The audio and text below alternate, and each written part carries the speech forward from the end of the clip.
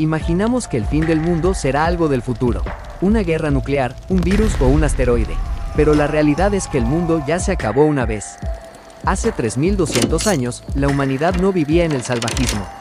Al contrario, el Mediterráneo era un hervidero de tecnología, comercio y lujo. Gigantescas pirámides en Egipto, palacios inexpugnables en Micenas, un imperio hitita que dominaba el acero y leyes escritas en tablillas de arcilla que regían el destino de millones. Era una red globalizada, tan conectada como la nuestra. Y de repente, en menos de 50 años, todo se borró. Las ciudades ardieron, la escritura desapareció, el comercio se detuvo, los reyes murieron en sus tronos. La humanidad cayó en una oscuridad que duraría 4 siglos. ¿Cómo pudo colapsar el mundo entero casi de la noche a la mañana? Bienvenidos al misterio más grande de la historia, el colapso de la Edad de Bronce. Para entender la caída, debemos entender la gloria. En el año 1200 antes de nuestra era, el mundo funcionaba gracias a un solo material, el bronce. El bronce era el microchip de la antigüedad. Sin él, no había herramientas, no había armas, no había civilización. Pero había un problema. Para hacer bronce necesitas cobre y estaño. El cobre abundaba en Chipre, pero el estaño. El estaño venía de minas lejanas en Afganistán o incluso de la actual España. Esto obligó a los imperios a ser amigos. Egipcios, minoicos, hititas y babilonios formaban un club de grandes potencias. Se enviaban cartas, se intercambiaban princesas para casarse y, sobre todo, protegían las rutas comerciales. Era una era de abundancia, pero esa interdependencia era su mayor fuerza y su debilidad mortal. Durante décadas, los historiadores buscaron a un solo culpable, pero hoy sabemos que no fue una sola cosa. Fue lo que los científicos llaman una tormenta perfecta de desastres. Primero, el cielo se cerró. Estudios paleoclimáticos recientes muestran que una megasequía azotó el Mediterráneo durante 150 años. El polen antiguo nos cuenta una historia de cosechas fallidas. Imagina a un faraón en Egipto o a un rey en Micenas. Su poder emanaba de los dioses que traían la lluvia. Sin comida, el contrato social se rompió. El pueblo empezó a tener hambre. Y un pueblo con hambre es un pueblo que ya no teme a sus dioses ni a sus reyes. A la sequía le siguieron los terremotos. Una serie de tormentas sísmicas sacudieron las fallas geológicas desde Grecia hasta el Levante. Ciudades enteras fueron debilitadas físicamente justo cuando la estructura social crujía. Con los campos secos y las murallas agrietadas, el sistema de comercio colapsó. Si el estaño no llegaba, no había armas para defenderse. Si no había excedente de grano, no se podía pagar a los ejércitos. Las piezas del dominó empezaron a tambalearse. Solo faltaba un empujón para que todo el mundo conocido cayera al abismo.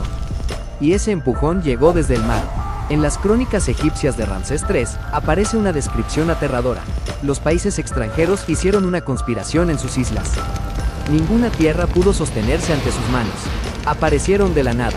Los llamamos los pueblos del mar. No eran un solo ejército, sino una confederación de guerreros, piratas y, probablemente, refugiados que huían de la misma hambre que azotaba al resto del mundo. Eran personas que no tenían nada que perder y todo por saquear. No buscaban conquistar, buscaban sobrevivir. Y para sobrevivir, tenían que destruir. Uno de los momentos más desgarradores de la historia está escrito en barro. En la ciudad de Ugarit, un centro comercial riquísimo en la actual Siria, los arqueólogos encontraron una carta que nunca llegó a su destino. El rey de Ugarit le escribía al rey de Chipre: «Padre mío, los barcos del enemigo han llegado. Han incendiado mis ciudades y han hecho estragos en el país. Mis tropas están lejos, mi flota no está aquí. Por favor, ayúdame». La carta fue encontrada en un horno.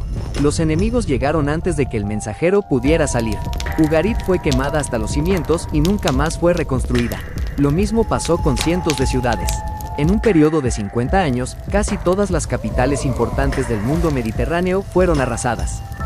Para el año 1150 a.C., el mundo era un cementerio de imperios. Los hititas desaparecieron de los libros de historia. El imperio micénico en Grecia se desvaneció de tal forma que los griegos olvidaron incluso cómo escribir. Sí, lo oíste bien. La escritura lineal B se perdió. Durante 400 años, Grecia volvió a la prehistoria, viviendo en pequeñas aldeas, rodeados de las ruinas de palacios que creían que habían sido construidos por cíclopes, porque no podían imaginar que sus ancestros hubieran sido tan avanzados. Egipto sobrevivió, pero quedó como una sombra de lo que fue. Perdió sus minas, perdió su influencia y se encerró en sí mismo. La globalización había muerto. ¿Por qué no se recuperaron? porque eran demasiado complejos.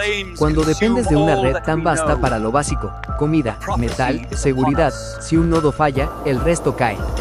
Es una advertencia que resuena hasta nuestros días. Pero el colapso no fue solo el final, fue un reinicio.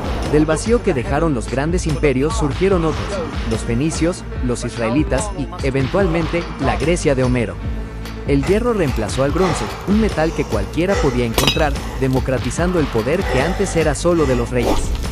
El colapso de la Edad de Bronce nos enseña que ninguna civilización es demasiado grande para caer, que la interdependencia nos hace ricos, pero también vulnerables.